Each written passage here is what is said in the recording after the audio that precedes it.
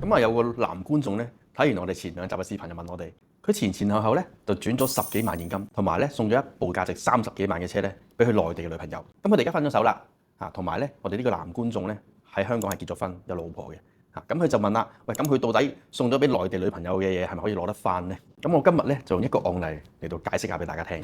咁啊，香港人 A 先生咧就同內地嘅小三交往期間咧，就多次向阿小三轉帳，亦都咧買咗一層樓俾佢。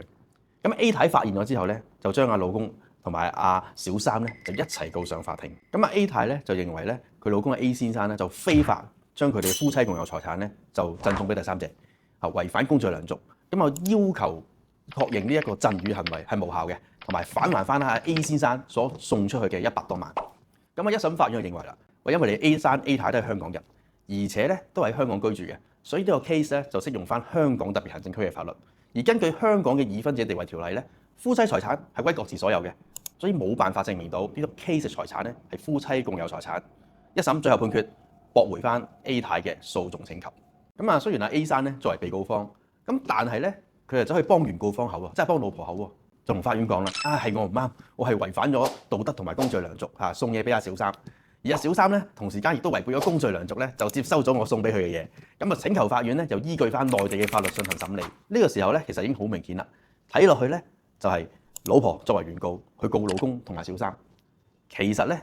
就係老婆同埋老公已經連成一線，一齊去對抗小三。咁啊，最終咧二審法院喺上訴嗰陣時候點判咧？二審法院就認為啦，一審法院查明事實係屬實啦，予以確認嘅。而咧 A 太嘅上訴請求咧，亦都係不予成立，應予駁回。咁喺呢類型嘅案件入邊咧，其實最主要、最關鍵點咧，就係法律適用呢個問題。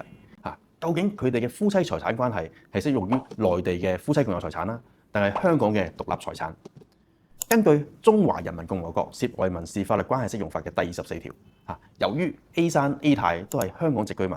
而且咧佢哋又經常性住喺香港嘅。咁同時咧，佢哋都唔能夠都冇提供到任何佢哋有關於財產嘅協議，所以最後咧亦都係適用於香港嘅法律。